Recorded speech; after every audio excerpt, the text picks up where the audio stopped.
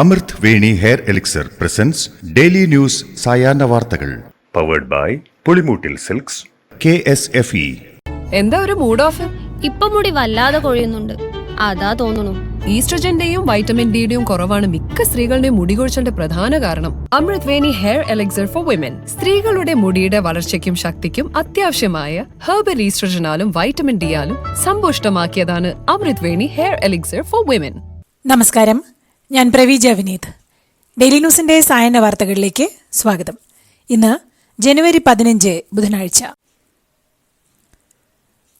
ബോബി ചെമ്മണൂരിന്റെ നാടകത്തിന് തിരശ്ശീലയിട്ട് ഹൈക്കോടതി. എല്ലാത്തിനും നിരുപാധികം മാപ്പ് പറഞ്ഞ് ബോബി ചെമ്മണൂർ. ജാമ്യോത്തരവിന് പിന്നാലെയുണ്ടായ നാടകീയ സംഭവങ്ങളിലാണ് ബോബി ചെമ്മണൂർ നിരുപാധികം മാപ്പ് പറഞ്ഞത്.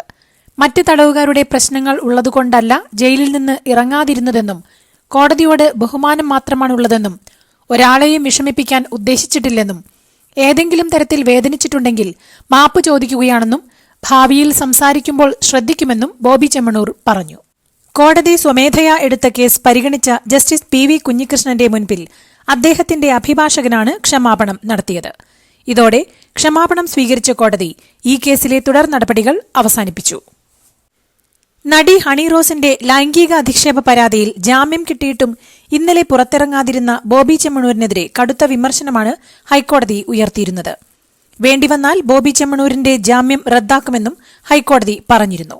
കോടതിയെ മുന്നിൽ നിർത്തി കളിക്കാൻ ശ്രമിക്കരുതെന്നും കഥ മെനയാൻ ശ്രമിക്കുകയാണോ എന്നും മാധ്യമ ശ്രദ്ധയ്ക്കു വേണ്ടിയാണോ ശ്രമിക്കുന്നതെന്നും ചോദിച്ച കോടതി ബോബി ചെമ്മണൂരിനെ അറസ്റ്റ് ചെയ്യാൻ പോലും ഉത്തരവിടാൻ കഴിയുമെന്നും പറഞ്ഞിരുന്നു.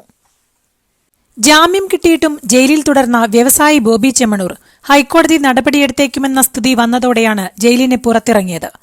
ഇന്നലെ കോടതി ജാമ്യം അനുവദിച്ചിട്ടും താൻ പുറത്തിറങ്ങാതിരുന്നത് സഹതടവുകാരെ സഹായിക്കാനാണെന്നായിരുന്നു പുറത്തിറങ്ങിയ ശേഷം ബോബിയുടെ പ്രതികരണം. ജാമ്യം കിട്ടി വ്യവസായി ബോബി ചെമ്മണൂർ ജയിലിന് പുറത്തേക്ക് വരുമ്പോൾ പുറത്ത് നാടകീയ രംഗങ്ങൾ. ബോബി ചെമ്മണൂരിനെ പിന്തുണ അറിയിച്ച് നിരവധി പേർ ജയിലിന് പുറത്ത് തടിച്ചുകൂടി. മാധ്യമപ്രവർത്തകരെ ബോബിയുടെ ആരാധകർ പിടിച്ചുതള്ളി. ജയിൽ പരിസരത്ത് പടക്കം പൊട്ടിക്കാനും ബോബി ആരാധകർ ശ്രമിച്ചു. എന്നാൽ പോലീസ് ഇത് തടഞ്ഞു. ഓൾ കേരള മെൻസ് അസോസിയേഷനാണ് പടക്കം പൊട്ടിക്കാൻ ശ്രമിച്ചത്. ജാമ്യം അനുവദിച്ചിട്ടും താൻ പുറത്തിറങ്ങാതിരുന്നത് സഹതടവുകാരെ സഹായിക്കാനാണെന്ന് മാധ്യമങ്ങളോട് പ്രതികരിച്ച ബോബി ചെമ്മണൂരിനെതിരെ ഹൈക്കോടതി രൂക്ഷ വിമർശനമാണ് ഉയർത്തിയത്. ജാമ്യം ലഭിച്ചിട്ടും എന്തുകൊണ്ട് ഇന്നലെ പുറത്തിറങ്ങിയില്ലെന്നതിന് കൃത്യമായ മറുപടി വേണമെന്ന് ഹൈക്കോടതി പറഞ്ഞു. ബോബി ചെമ്മണൂർ മുതിർന്ന അഭിഭാഷകനെ പോലും അപമാനിക്കുകയാണെന്ന് പറഞ്ഞ കോടതി ബോബി നിയമത്തിന് മുകളിലാണോ എന്നും ചോദിച്ചു. കേസ് ഉച്ചയ്ക്ക് 12 മണിയോടെ വീണ്ടും പരിഗണിച്ചപ്പോഴാണ് ഹൈക്കോടതി വീണ്ടും രൂക്ഷമായ ഭാഷയിൽ വിമർശിച്ചത്.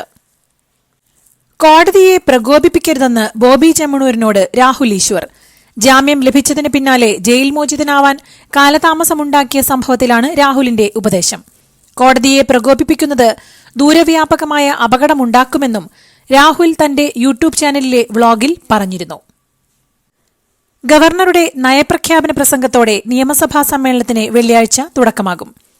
നയപ്രഖ്യാപനത്തിന്റെ കരട് അംഗീകരിച്ച പുതിയ ഗവർണർ നിലവിൽ സർക്കാരുമായി ഏറ്റുമുട്ടലിന്റെ സൂചന നൽകുന്നില്ല.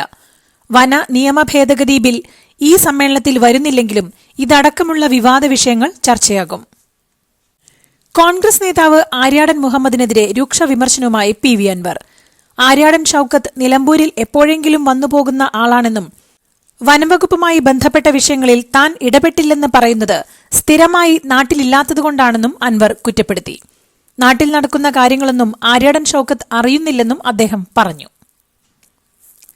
തൃണമൂൽ കോൺഗ്രസ് സംസ്ഥാന കോർഡിനേറ്ററായ PV അൻവർ പാലക്കാട്ടെ കോൺഗ്രസ് വിമതൻ AV ഗോപിനാഥിനെ കണ്ട് ഒപ്പം നിൽക്കാൻ അഭ്യർത്ഥിച്ചു. എന്നാൽ അൻവറിന്റെ ആവശ്യം തള്ളിയ AV ഗോപിനാഥ് താൽപര്യമില്ലെന്ന് അറിയിച്ചു. ഇന്നലെ രാത്രി AV ഗോപിനാഥിന്റെ വീട്ടിൽ നേരിട്ടെത്തിയാണ് PV അൻവർ ചർച്ച നടത്തിയത്. വയനാട് ദുരന്ത പുനരധിവാസത്തിനായി തങ്ങളുടെ കൈവശമുള്ള ഭൂമി ഏറ്റെടുക്കുന്നതിനെതിരെ ഹാരിസൺ മലയാളം ലിമിറ്റഡ് ഹൈക്കോടതിയിൽ അപ്പീൽ നൽകിയതിനെതിരെ പ്രതിഷേധിക്കാൻ CPM. വയനാട് ചുണ്ടയിലെ ഓഫീസിലേക്ക് CPM ഇന്ന് മാർച്ച് നടത്തും. ഭൂമി ഏറ്റെടുക്കൽ നടപടി ഹാരിസൺ മലയാളം വൈകിപ്പിക്കുന്നുവെന്നാരോപിച്ചാണ് പ്രതിഷേധം.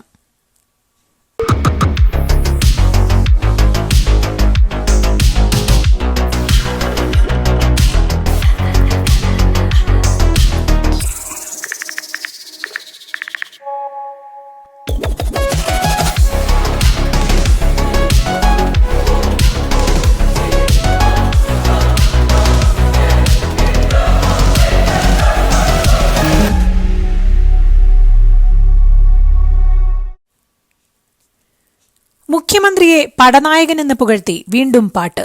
സംസ്ഥാന സെക്രട്ടേറിയറ്റിലെ ഇടത് സംഘടനയുടെ സുവർണ ജൂബിലി മന്ദിരം ഉദ്ഘാടനത്തിന്റെ ഭാഗമായി തയ്യാറാക്കിയതാണ് ഈ ഗാനം. മുഖ്യമന്ത്രിയുടെ സാന്നിധ്യത്തിൽ 100 വനിതകൾ ചേർന്ന് നാളെ ഈ ഗാനം ആലപിക്കും.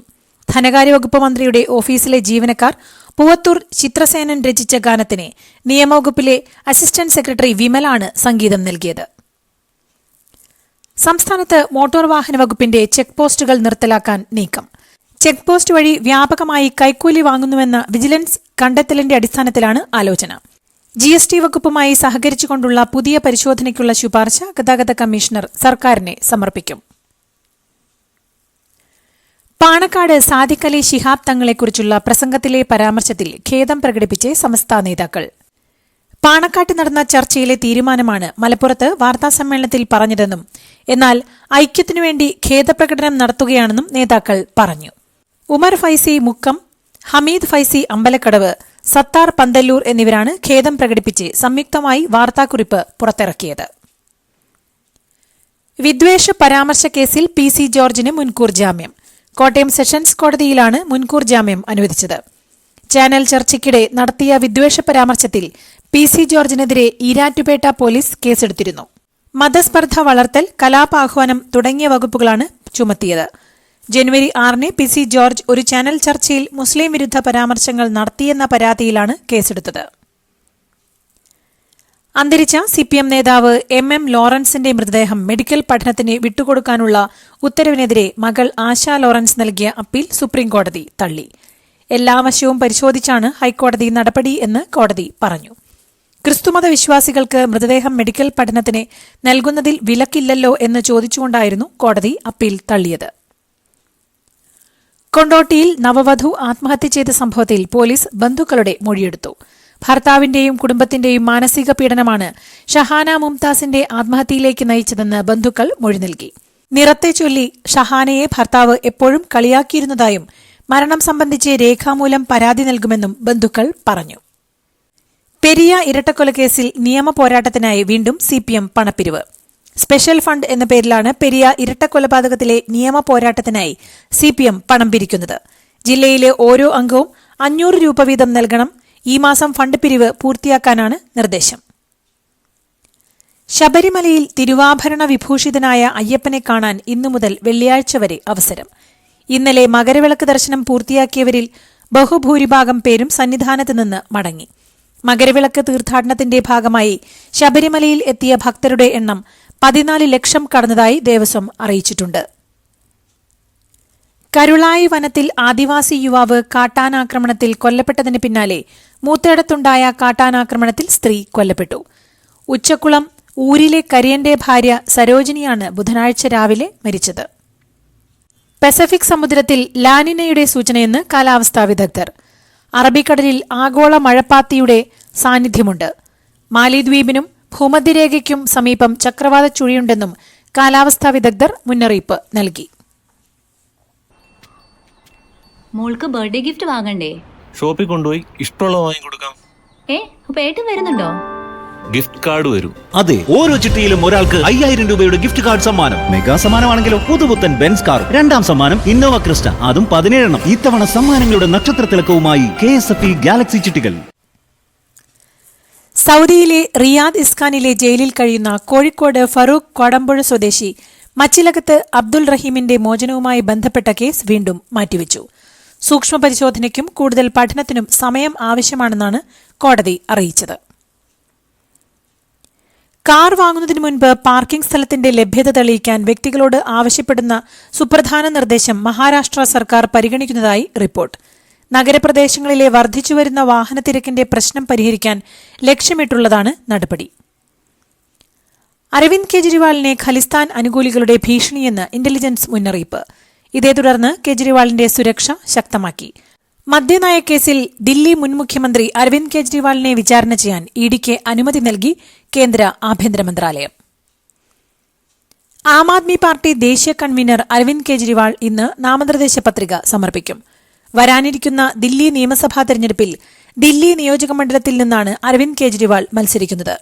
നാമനിർദ്ദേശ പത്രിക സമർപ്പിക്കുന്നതിന് മുൻപ് വാൽമീകി ഹനുമാൻ ക്ഷേത്രങ്ങൾ സന്ദർശിച്ച് ദൈവാനുഗ്രഹം തേടുമെന്നും അരവിന്ദ് കെജ്രിവാൾ കൂട്ടിച്ചേർത്തു. രാജ്യതലസ്ഥാനമായ ദില്ലിയിലും പരിസര പ്രദേശങ്ങളിലും കനത്ത മൂടൽമഞ്ഞിനെ തുടർന്ന് നിരവധി വിമാനങ്ങൾ വൈകുകയും 7 വിമാനങ്ങൾ റദ്ദാക്കുകയും ചെയ്തു. ദില്ലിയിലേക്കുള്ള 26 ട്രെയിനുകളും വൈകി ഓടുന്നതിനാൽ 6 ട്രെയിനുകളുടെ സമയത്തിൽ മാറ്റം വരുത്തിയിട്ടുണ്ട്. ജമ്മുകശ്മീരിലെ രജൌരി ജില്ലയിലെ കൊട്രങ്ക പ്രദേശത്തെ ബദാൽ ഗ്രാമത്തിൽ അജ്ഞാത രോഗത്തെ തുടർന്ന് 2 പേർ കൂടി മരിച്ചു. 24 മണിക്കൂറിനുള്ളിൽ 6 വയസ്സുകാരിയും 62 വയസ്സുകാരനുമാണ് മരണത്തിന് കീഴടങ്ങിയത്. ഇതോടെ ഡിസംബർ മുതൽ രോഗം ബാധിച്ച് മരിക്കുന്നവരുടെ എണ്ണം 14ആയി. ദുരൂഹ രോഗത്തെക്കുറിച്ച് അന്വേഷിക്കാൻ ബദാൽ സന്ദർശിക്കുമെന്ന് അധികൃതർ അറിയിച്ചു. രാജ്യം ഇന്ന് കരസേനാ ദിനം ആചരിക്കും. പൂനെയിലാണ് ഇത്തവണ ആഘോഷം. കരസേനയുടെ 6 വിഭാഗങ്ങൾ ആഘോഷത്തിന്റെ ഭാഗമായ പരേഡിൽ അണിനിരക്കും. കരസേനയുടെ ശക്തി വിളിച്ചോതുന്ന വിവിധ റെജിമെന്റുകളുടെ അഭ്യാസ പ്രകടനവും ആഘോഷത്തിന് മാറ്റുകൂട്ടും. നേപ്പാൾ സൈന്യത്തിന്റെ ബാൻഡും ചടങ്ങിൽ പങ്കെടുക്കും. പ്രതിരോധ മന്ത്രി രാജ്നാഥ് സിംഗാണ് പരിപാടിയിലെ മുഖ്യാതിഥി. കോൺഗ്രസിന്റെ രാജ്യതലസ്ഥാനത്തെ പുതിയ ആസ്ഥാന മന്ദിരമായ ഇന്ദിരാ ഭവൻ മുൻ കോൺഗ്രസ് അധ്യക്ഷ സോണിയാഗാന്ധി ഉദ്ഘാടനം ചെയ്തു.